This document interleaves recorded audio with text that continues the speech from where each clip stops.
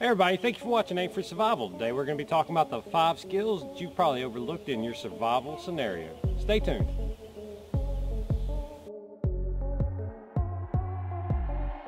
Okay guys, so we got out and we started practicing our survival skills. We got our knife, we got our axe, and we get to work with it, guys. We got our shelter, we're practicing our campcraft. There's all these fun things that are easy to get started on, and guys, there's some things you overlook along the way. Now there are ways to get by without studying these, and I can see why you'd want to learn that, but don't just stay there, guys. Learn to use your tools, time, and resources more efficiently. I have here 5 of the skills that I believe are overlooked in emergency situation and long-term survival. First things first, first aid. Guys, I try to preach this on the channel. This is something that should not be overlooked by any human being at any time anymore. Guys, it's simple. We have some of the best modern techniques and technology of any time. Yeah, I don't see anybody teaching this, and it is a risky thing to teach, but I'm talking about just general safety. As far as hygiene, possibly pressure wound, pressure bandages, knowing how to take care of yourself. And then when you get into that and they're able to adapt what's around you to a medical situation, you need to learn how to apply tourniquets, guys. You really do.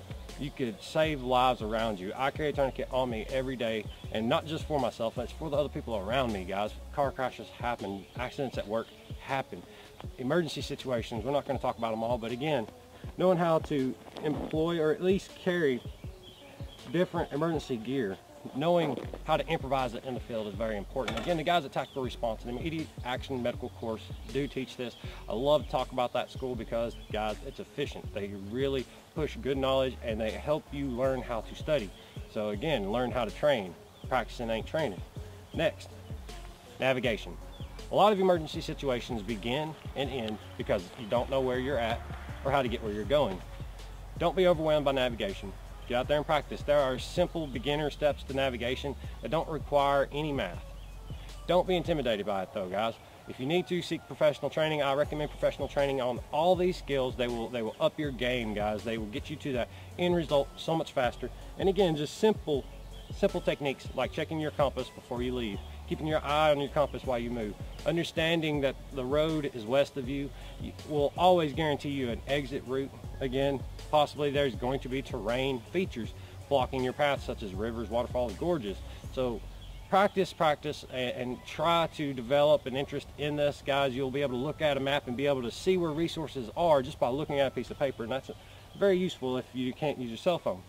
Next, knot tying. I have here 3 different types and 3 different diameters of cordage, and there's a very good reason why. This is your thicker nylon braided rope. Guys, I call it rope because it's 1/4 inch or thicker, and it is a braided nylon. It has so many uses in shelter building, so many uses in just general working, as far as you could use this to help navigate your animals around, tie up a ridge line.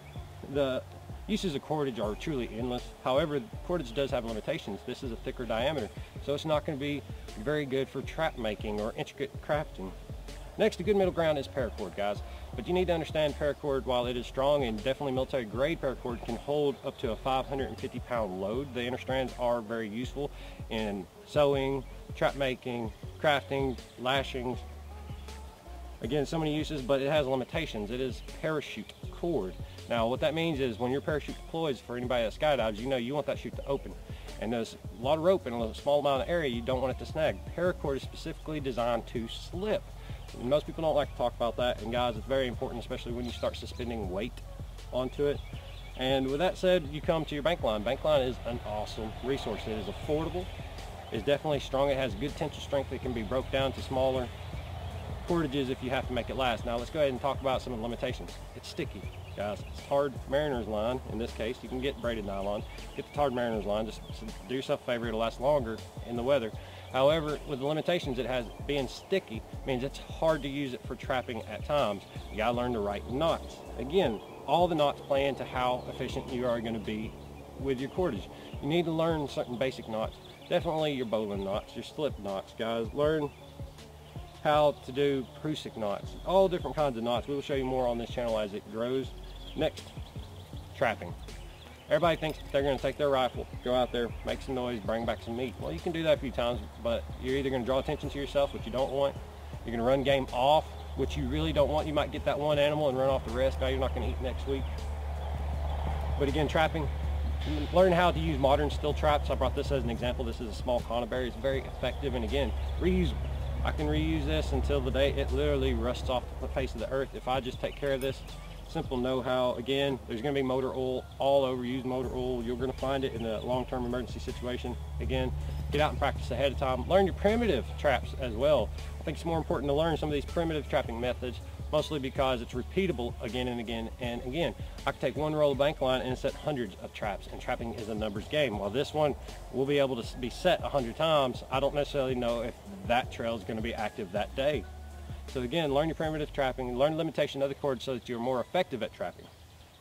Next skill I want to talk about, and the last, I guess, for the 5 to Survive series, wild edibles. Right here I have the complete wild edible guide, and this is issued by the U.S. Army. And guys, there's a lot of plants around you right now. You walk through your yard. I walked out here to this demonstration and was able to collect several wild edibles. I have some marigold here. I have what I grew up calling swamp lavender. However, I believe everybody else calls it swamp violet.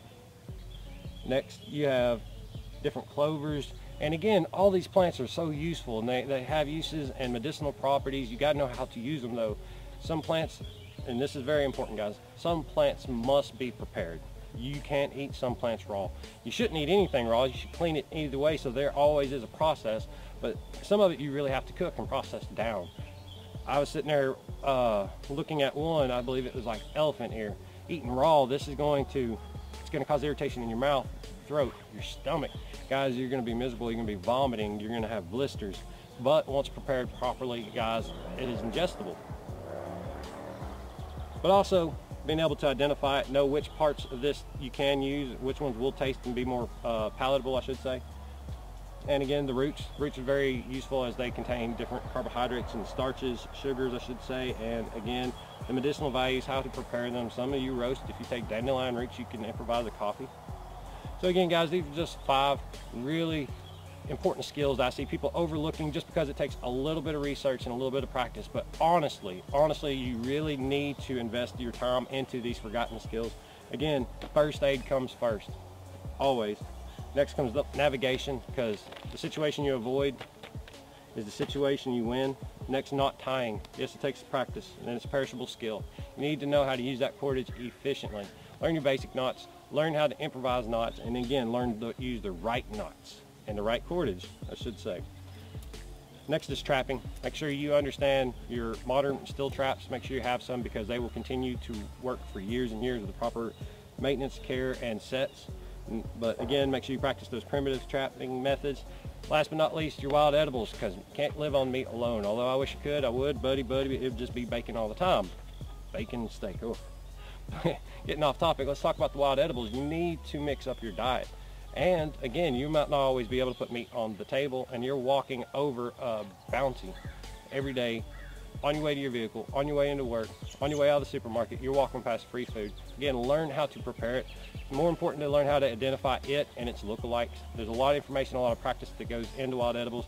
Definitely want to say that first aid training and wild edibles require professional training to get good at it. Guys, you're putting your life at risk if you do, or if you don't do this. Again, navigation, start off small, learn basic skills, seek professional help on long navigation, and hone your skills efficiently that way. But don't show up not knowing anything. Try to help your instructors. Knot tying, practice at home, guys. You can practice this sitting at TV in camp with your kids. You can make a game out of it. They used to do that in the olden days. And again, trapping, guys.